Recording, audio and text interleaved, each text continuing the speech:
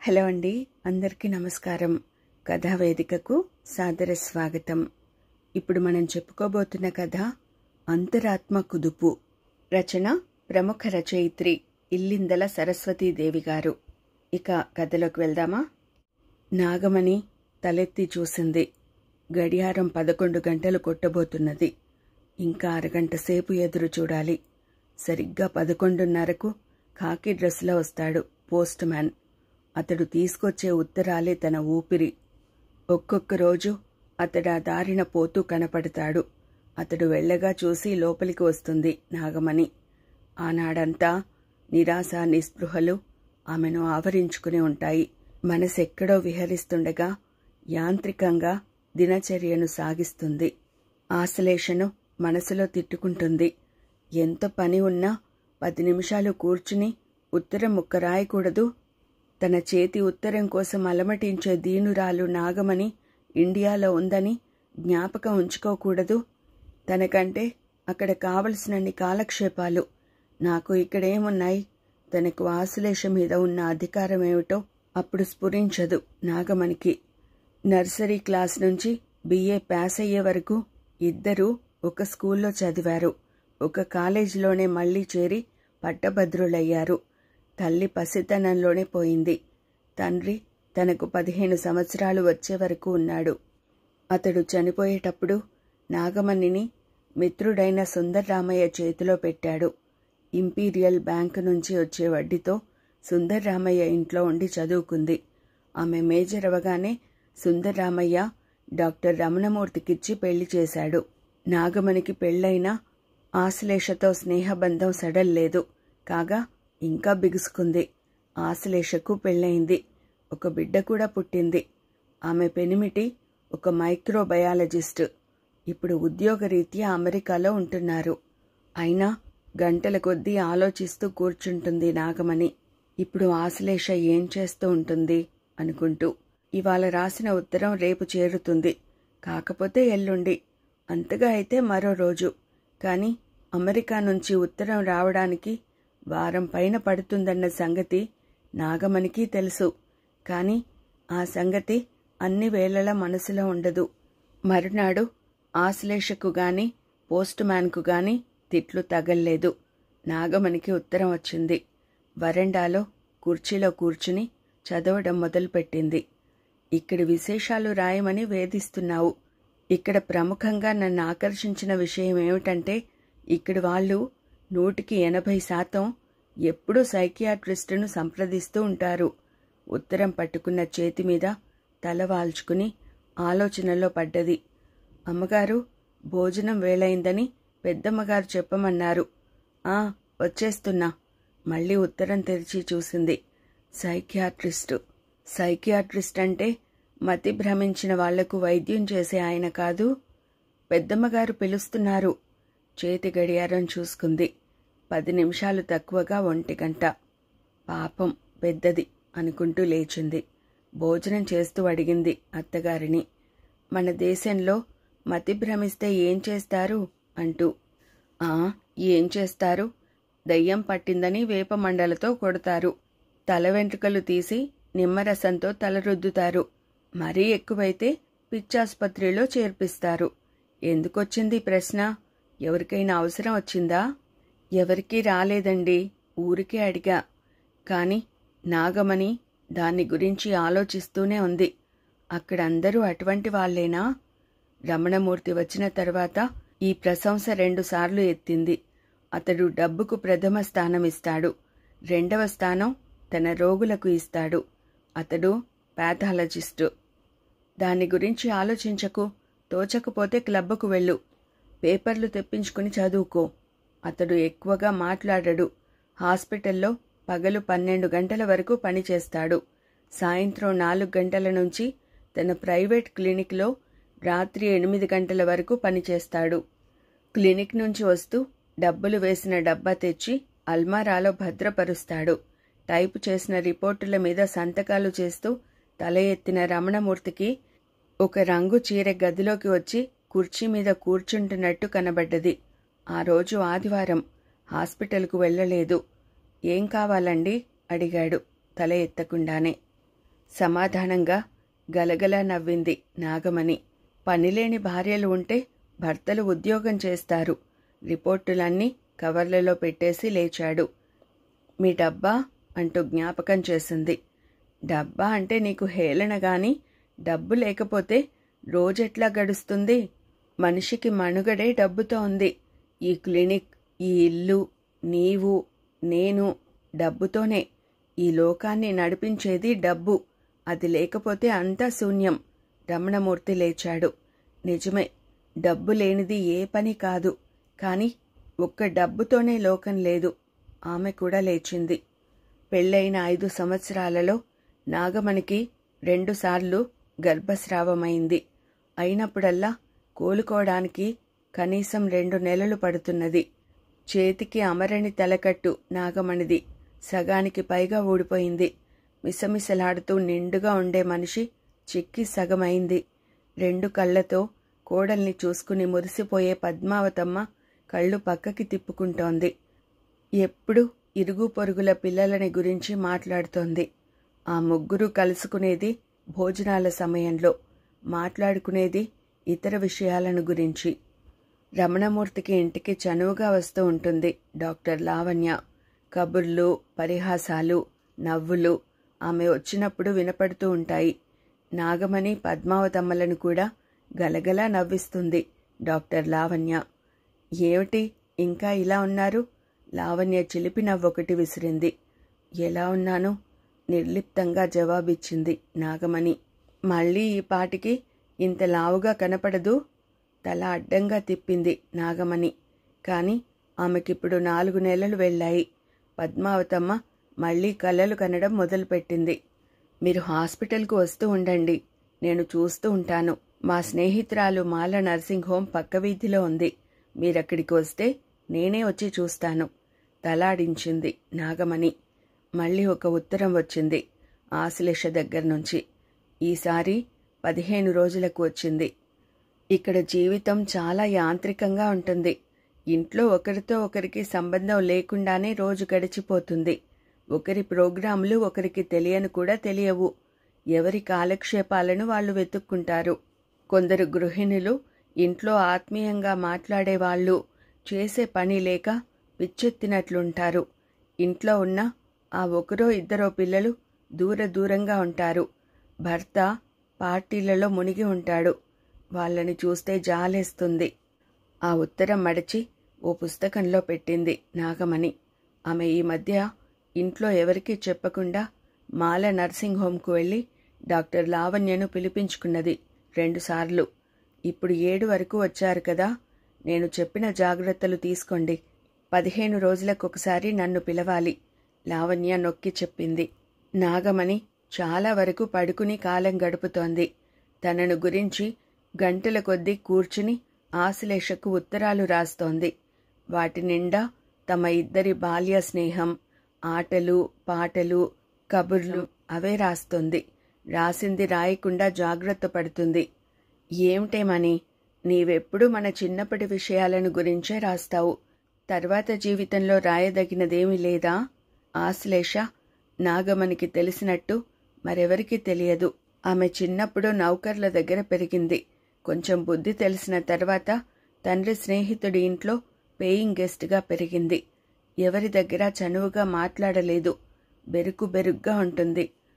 ఆమె ఎవరితోనైనా 4 మాటలు మాట్లాడిందంటే, నవ్వుతూ పలకరించిందంటే అది ఆశ్లేష ప్రభావమనే చెప్పాలి. ఆమె మునగదీసుకున్న నాగమణిని తన మాటలతో సాగదీసేది. సంకోచాలను పోగొట్టేది. మూతి ముడుచుకుంటే గలగలా నవ్వించేది. ఎద కవాటాలను తెరిపించేది. మళ్లీ మూసుకుపోకుండా చూసుకోమని మందలించేది. నాగమణి నోటితో ఆర్భాటంగా పైకి అనకపోయినా ఆశ్లేష కోసం అలమటించిపోయేది. ఆమె సమక్షంలో ఉల్లాసంగా ఉన్నట్టు కనపడేది. ఆమె దూరమైన తర్వాత ఆమె ఉత్తరాలు నాగమణికి ఊరట కలిగిస్తున్నాయి. కొంతసేపు డాక్టర్ లావణ్య చెప్పినట్టు నాగమణి నర్సింగ్ హోంకు వెళ్ళి టెలిఫోన్ చేసింది. డాక్టర్ వచ్చి అన్ని పరీక్షలు చేసి పర్వాలేదంది. చిరునవ్వుతో నాగమణిని సాగనంపింది. 10 రోజులు గడిచాయో లేదో నాగమణిని నర్సింగ్ హోంలో చేర్పించి డాక్టర్ లావణ్యకు ఫోన్ చేశాడు రమణమూర్తి. మరునాటి మధ్యాహ్నానికల్లా అందరి ముఖాల్లోనూ జీవకళ లేకుండా పోయింది. పద్మావతమ్మ నొసలు కొట్టుకుంది. రమణమూర్తికి చాలా ఆశాభంగమైంది. 10వ రోజున ఇంటికి వచ్చి స్నానం చేసి మంచం మీద పడుకున్న నాగమణి భోజనానికి కూడా ఆ గదిలో నుంచి కదల్లేకపోయింది. మంచం దగ్గరే 4 మెతుకులు కొరకడం, గోడవైపుకు తిరిగి పడుకోవడం, పలకరించినా మాట్లాడకపోవడం. ఆ ఇంట్లో రోజులు బరువుగా గడుస్తున్నాయి. ఒకరోజు నాగమణి ఓపిక చేసుకుని ఆశ్లేషకు పెద్ద ఉత్తరం రాసింది. ఆ మరునాడు ఆశ్లేష దగ్గర్నుంచి ఉత్తరం వచ్చింది. నాగమణి రాసిన ఉత్తరం అటుపోయింది, ఆశ్లేషది ఇటు వచ్చింది. ఇక్కడ చాలామంది ఆడవాళ్లు సైకియాట్రిస్టును సంప్రదించడానికి వెళుతూ ఉంటారు. వెళ్ళేటప్పుడు ఏడుపు ముఖాలతో వెళ్ళిన వాళ్ళు వచ్చేటప్పుడు ప్రశాంతమైన మనసులతో నవ్వు ముఖాలతో వస్తారు. సైకియాట్రిస్టు ఎంత ఓపికతో ఆత్మీయతంగా మాట్లాడతాడనుకున్నావు? ఓ ఆప్యాయమైన పలకరింపుకే సగం రోగం పోతుంది. మనకు ఒక ఆప్తుడున్నాడు. మనం చెప్పినదంతా ఓపికతో వింటాడు. మనకు సానుభూతి దొరికేది అక్కడేననుకుని తమ బాధలన్నీ వెళ్ళగక్కుతారు. పిల్లలకు పెద్దలకు వాళ్లకు జీవితంలో లభించని ప్రేమ అక్కడ దొరుకుతుంది. అందుకని భర్తలు నిర్లక్ష్యం చేసిన భార్యలు, తల్లిదండ్రులు ఉపేక్షించిన పిల్లలు సైకియాట్రిస్టుల దగ్గర కనపడతారు. మణి, ఎలా ఉన్నావు? ముడుచుకుని కూర్చోవడం మానేశావా? మాని ఉండవు. నా బాధ్యత మీ ఆయన వహిస్తాడనుకున్నాను. వహిస్తున్నట్టు లేదు. అన్ని సంగతులు వివరంగా రాయి. సైకియాట్రిస్ట్ అంటే ఎవరో తెలిసింది కదూ? ఈ ఉత్తరం 4 పేజీలది. మళ్ళీ మళ్ళీ చదువుకుని దిండు కింద పెట్టుకుంది నాగమణి. క్లినిక్ నుంచి ఇంట్లోకొస్తూ మణి మణి అంటూ పిలిచాడు రమణమూర్తి. పడుకున్న నాగమణి లేచి కూర్చోనైనా కూర్చోలేదు. కళ్ళు తెరిచి చూసింది. ఈయనెవరో తెలుసా నీకు మణి?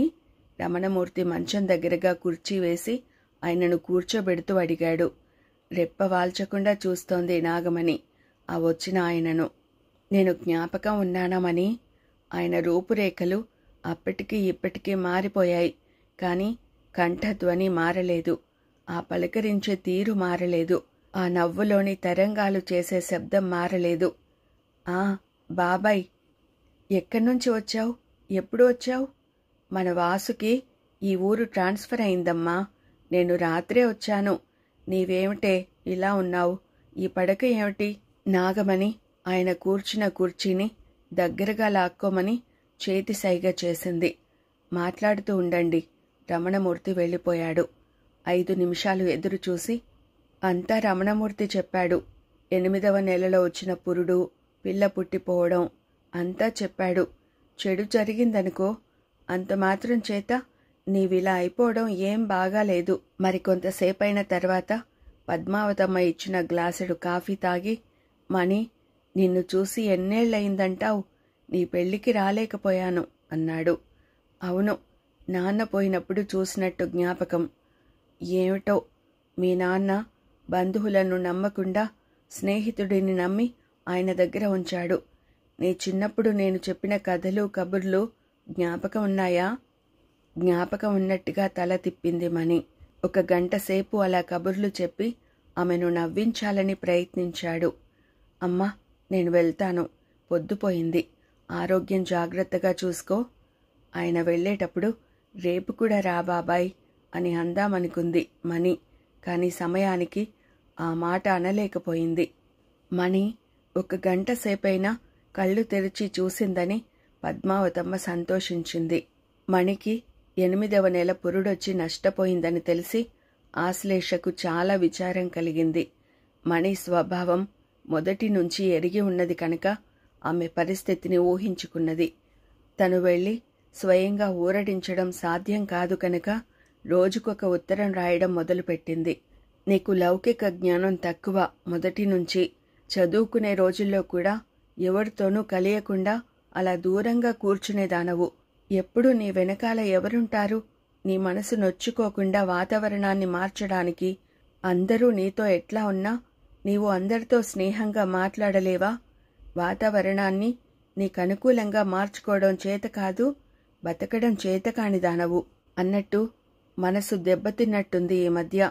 నిగ్రహాన్ని అలవరుచుకో. నేను సైకియాట్రిస్ట్ను గురించి ఈ మధ్య ఉత్తరాలలో ఎక్కువగా రాస్తున్నాను. దాన్ని గురించి నీవు అర్థం చేసుకుంటావో లేదో. ఇక ఆ సంగతి వదిలి, ఈ దేశంలో మనుషుల ఆలోచనలకు లోటు లేదు. అంత పై మెరుపు, లోపల శూన్యం. నీకిది దగ్గరుండి బోధించాల్సిన విషయం. మరొక్క మాట, జరిగిన నష్టాన్ని గురించి ఆలోచిస్తూ ఆరోగ్యాన్ని పాడు చేసుకోకు. త్వరలో కోలుకోవడానికి ప్రయత్నించు.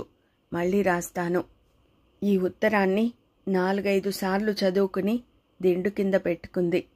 ప్రతిరోజు ఆ వేళకు గోడకు తిరిగి పడుకునేది. ఆ క్రిందటి రోజు రాత్రి 8 గంటలకు రమణమూర్తి బాబాయిని తీసుకువచ్చాడు. ఆయన ఇవాళ కూడా వస్తే బాగుండుననిపిస్తోంది ఆమె మనసునకు. కళ్ళు తెరిచి ద్వారం వైపుకు దృష్టిని పోనిచ్చి ఎదురు చూస్తోంది. 8 గంటల తర్వాత రమణమూర్తి వచ్చాడు. భోజనం చేద్దామా? నాకు ఆకలి లేదు, తినలేను. అంతలో పద్మావతమ్మ వచ్చింది. ఆమె అన్నం కలుపుకుని తీసుకువచ్చింది. బలవంతం చేసి 4 ముద్దలు తినిపించింది. మణి, నిండా 25 ఏళ్లు లేవు. అప్పుడే జీవితమంతా అయిపోయినట్టు కుంగిపోతున్నావు. ఆరోగ్యంగా ఉన్నవాళ్లు మంచాన్ని అంటిపెట్టుకుని పడుకుంటే లేని జబ్బులు కూడా వస్తాయి. నీవు పని చేయక్కర్లేదు, కాని లేచి తిరుగు మందలించింది పద్మావతమ్మ. కళ్ళ నిండా నీళ్లు. పక్కకు తిరిగి పడుకుంది మణి. ఆ మరునాడు ఉదయం 10 గంటలకే గదిలో అడుగుపెట్టిన బాబాయిని చూసి ప్రాణం లేచి వచ్చినట్టయి ముఖం వికసించింది మణికి. కూర్చోమని దగ్గరగా ఉన్న కుర్చీ చూపించింది. రాత్రి వస్తావనుకున్నాను అన్నది. దృష్టి మందగించింది. అందులో మబ్బేసింది రాత్రి.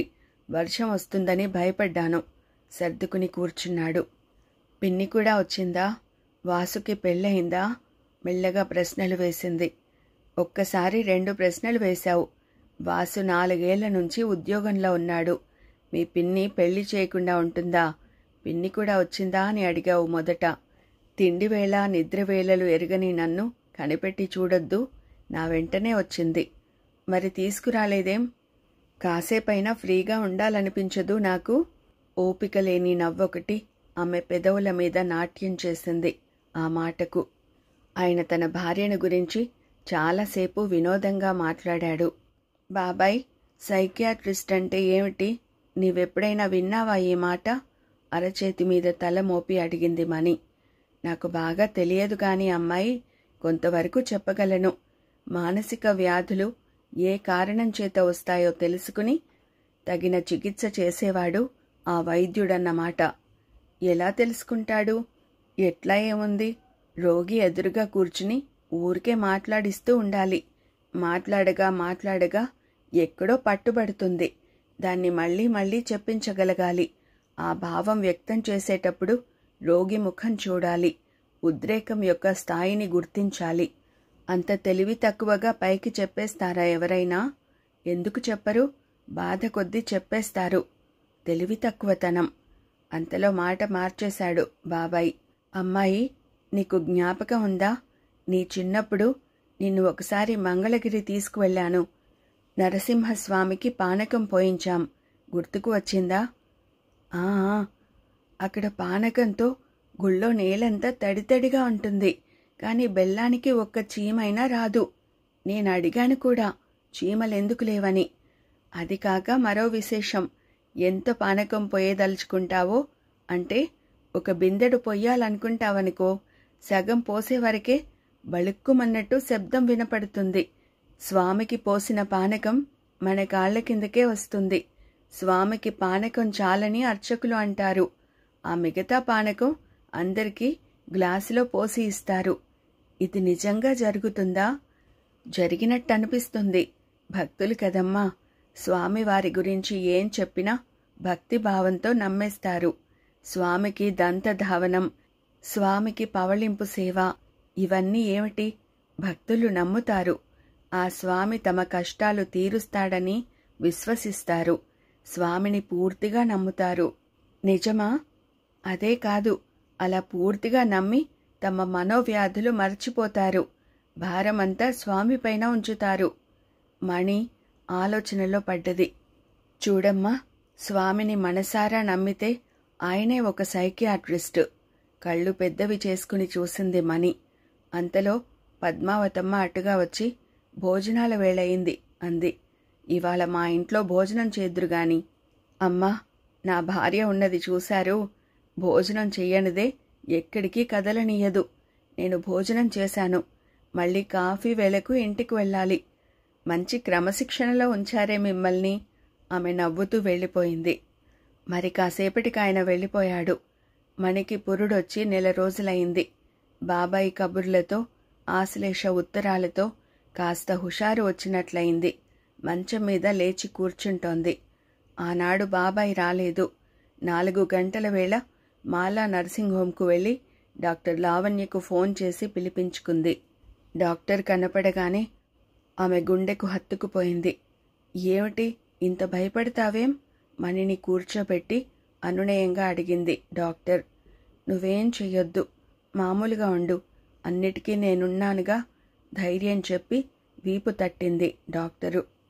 నేనిదంతా కడుపులో పెట్టుకుని భరించలేను, నాకు పిచ్చెక్కిపోతున్నది. కళ్ళు తుడుచుకున్నది. ఇంతవరకు వచ్చిన తర్వాత వెనుకడుగు వేస్తే ఈ శ్రమంతా వృధా పోతుంది. నేను సహజంగా అంతా నడుపుకొస్తున్నాను కదా, నాకు ధైర్యం లేదు, నేను భరించలేను. 2 చేతులతో తల పట్టుకుంది మణి. ఆ రోజు బాబాయ్ కోసం ఎదురు చూస్తుంటే ఆశ్లేష రాసిన ఉత్తరం చేతికి వచ్చింది. ఆత్రంతో గబగబా చింపి చదవడం మొదలుపెట్టింది. మణి, ఇక్కడంతా అత్యాధునికమైన సొసైటీ కదూ, అందుకని భార్యాభర్తలు ఒకరినొకరు మోసం చేసుకుంటారు. అది బయటపడ్డనాడు డైవర్స్ చేసుకుంటారు. దాంపత్య జీవితంలోనూ పిల్లల విషయంలోనూ సాధారణంగా జరుగుతూనే ఉంటాయి ఈ మోసాలు. తరచుగా జరుగుతాయి కనుక వాటికి అలవాటు పడ్డది సమాజం. అన్నట్టు మరిచాను రాయడం. నీ ఆరోగ్యం ఎలా ఉంది? నీ మనసులో నుంచి సైకియాట్రిస్టును వెళ్ళగొట్టావా లేదా? పద్మావతమ్మ ఆనాడు బాబాయిని భోజనానికి ఉంచేసింది. ఆయన కోసం కొత్త వంటకాలు చేసింది. మనసులో ఏమనుకుందో ఏమిటో. అత్తయ్య, బాబాయికి నేను వడ్డిస్తానంటూ గదిలో నుంచి మణి లేచి వచ్చింది.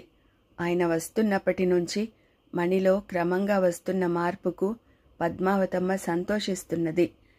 ఏ రోజుకా రోజు మళ్ళీ వస్తూ ఉండండి అంటోంది. భోజనాలైన తర్వాత గదిలోకి వెళ్ళి మళ్ళీ కబుర్లలో పడ్డారు. మణి మధ్య మధ్య ఏదో అసందర్భంగా మాట్లాడుతోంది. ఆమె మనసులో ఒకరిని మోసం చేశాననే విషయం సుళ్ళు తిరుగుతోంది.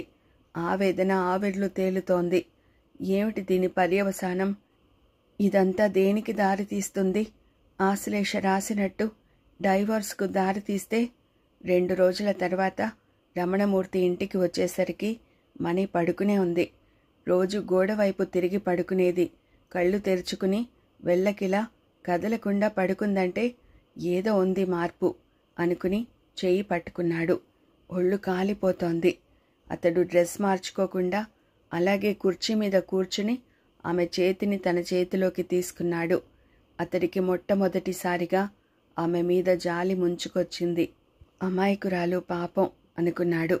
అతడి మనసులో ఏదో ముల్లులా గుచ్చుకుంటోంది. ఆవేదన పైకెగసి పడుతోంది. చేత్తో కణతలు రుద్దుకున్నాడు. ఏమిట్రా అలా కూర్చున్నావు? పద్మావతమ్మ కేక పెట్టింది. మణికి జ్వరం వచ్చింది. ఇప్పుడిప్పుడే కోలుకుంటోందనుకుంటే మళ్ళీ ఇదొకటి వచ్చి పడ్డది. అన్నిటికీ అధైర్యపడ్డం తగ్గించుకో. జ్వరం వస్తే తగ్గదా ఏమిటి? ఆమె మందలించింది. రాత్రింబగళ్ళు మణి మంచం దగ్గరే కూర్చున్నాడు రమణమూర్తి. అలా వారం రోజులు కాసింది జ్వరం. డాక్టర్ లావణ్య 2 సార్లు వచ్చి చూసింది. అంతవరకు బిగబట్టుకుని ఉన్న మణి బాబాయిని చూడగానే బావురుమని ఏడ్చేసింది. ఏమిటమ్మా, ఈ కాస్త జ్వరానికేనా ఇంత ఏడుపు? ఆమె మనసులో ఇంకేదో బాధ ఉందనుకున్నాడాయన ఆ ఏడుపు చూసి. మణి, ఈ జ్వరం తగ్గిపోయిన తర్వాత నిన్నెక్కడికైనా తీసుకువెళ్తాను, వస్తావా? 10 రోజులు అట్లా తిరిగి వస్తే మనసుకు ఉల్లాసంగా ఉంటుంది. ఏమంటావ్? నిజమే బాబాయ్, నేను ఇల్లు కదిలి చాలా రోజులైంది. తీసుకెళ్ళు, నన్ను నీ వెంట తీసుకెళ్ళు అంది కాస్త ఉద్రేకంతో.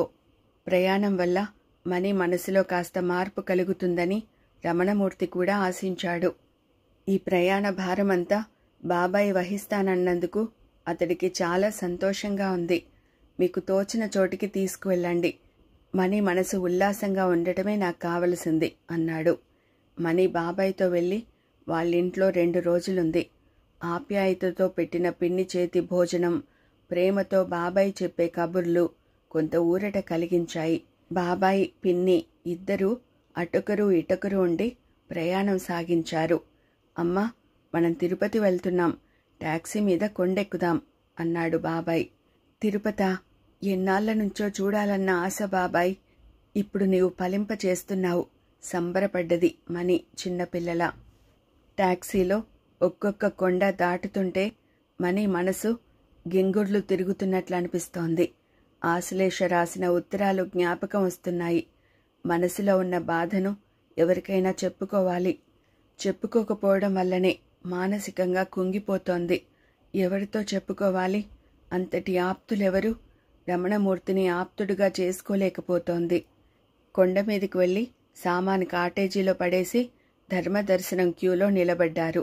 పిల్లలు, పెద్దలు, స్త్రీలు, పురుషులు, పండితులు, పామరులు, రకరకాల మనుషులు క్యూలో ఉన్నారు. ఆ తోపులాటలో గర్భగుడిలోకి ఎప్పుడొచ్చారో ఆమెకు తెలియదు. కళ్ళెత్తి వెడల్పు చేసుకుని నిలువెత్తు వెంకటేశ్వర స్వామిని చూసింది.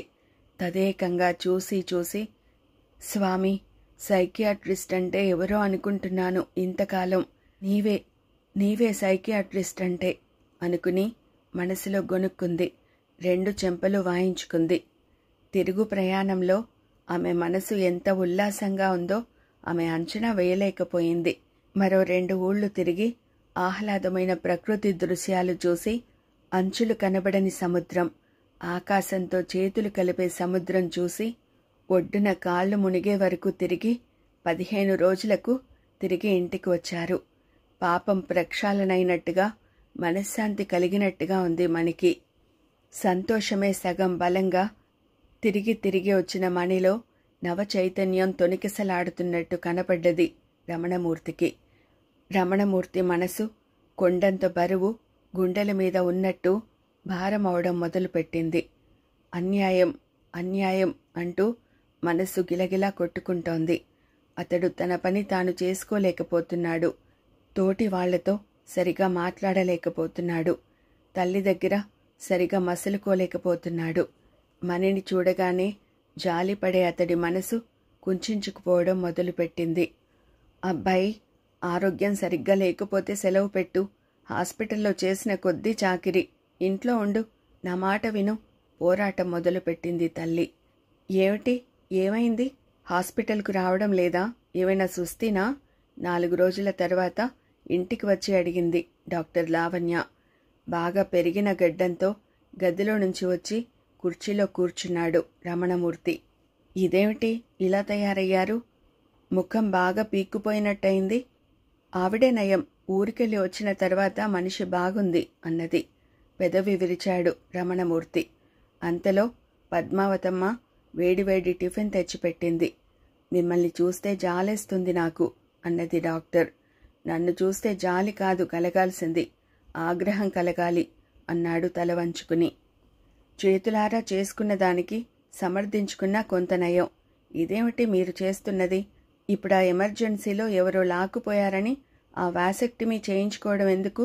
పిల్లలు పుడుతున్నట్టుగా నా చేత నాటకాలు ఆడించి ఆమెను మోసగించడానికి ప్రయత్నాలు చేయడం ఎందుకు? వాసెక్టమీ తిప్పించుకోవచ్చు కదా మందలించింది డాక్టర్. ఆ ప్రయత్నము చేశాను. అప్పుడు డాక్టర్ తొందరపాటులో చేసిన ఆపరేషన్ కదా. డజన్లకు డజన్లు చేసిన ఆపరేషన్లు పొరపాటున మళ్ళీ తిరుగు లేకుండా చేశాడు. నా బాధ ఏమిటంటే పెళ్లి కాకుండానే వాసెక్టమీ ఆపరేషన్ చేయించుకోవడమే కాకుండా ఇప్పుడు నెలలు నిండా గర్భాన్ని మోయలేకపోతోందని నెపమంతా మణి మీద వేయాలని మీ చేత నాటకం ఆడిస్తున్నందుకు. ఇదంతా తెలుసుకోలేని అమాయకురాలినా నేను మోసం చేయటమన్న బాధ రంపపు కోతగా ఉంది. తల వంచుకున్నాడు. రమణమూర్తి గారు, ఆ మాటకొస్తే మీ ఇద్దరినీ మోసం చేసింది నేను. ఒకరి సంగతి ఇంకొకరికి చెప్పకుండా మీ ఇద్దరినీ మోసం చేసింది నేను. నా ప్రయత్నం వల్ల ఆమె సంగతి మీతో చెప్పకుండాను, మీ సంగతి ఆమెతో చెప్పకుండాను వాగ్దానం చేసినట్టుగా నడుచుకుంటున్నాననుకున్నాను గాని ఇద్దరినీ మోసపోయేట్టు చేస్తున్నాననుకోలేదు. ఏమిటన్నట్టు కళ్లతో ప్రశ్నించాడు రమణమూర్తి. మణిగారు చిన్నప్పుడు పడ్డ దెబ్బ వల్ల ఆమె గర్భం ధరించే శక్తిని కోల్పోయింది. తనను మీరు తిట్టి శపించకుండా నా శరణు జొచ్చింది. అందువల్ల మీరు ఆడమన్న నాటకానికి వీలు దొరికింది. ఆమె సహకారం లేకపోతే ఈ నాటకం రక్తి కట్టేది కాదు. ఇప్పుడు చెప్పండి, ఎవరిని ఎవరు మోసం చేశారో? పాలిపోయిన రమణమూర్తి ముఖం కిందికి వాలిపోయింది. అయితే నేను పడ్డ బాధ మణి కూడా పడ్డదన్నమాట. గొంతులో మాట గొంతులోనే గుడగుడలాడింది. ఎండలో వచ్చిన వానజల్లు వెండి తీగలు మెరిసినట్టు మెరిసింది. పిల్లలను ఆడుకొనిచ్చింది. పెద్దలను వీధిలో నడవనిచ్చింది. భూమిని కాస్త తడవనిచ్చింది. మణి రమణమూర్తులకు జరిగిన దాన్ని తేలికగా భావించేటట్టు చేసింది, పెద్ద సైకియాట్రిస్టులా. ఇదండి ప్రముఖ రచయిత్రి ఇల్లిందల సరస్వతీదేవి గారి రచన అంతరాత్మ కుదుపు అనే కథ. మరో మంచి కథతో మళ్ళీ కలుసుకుందామండి. Thank you.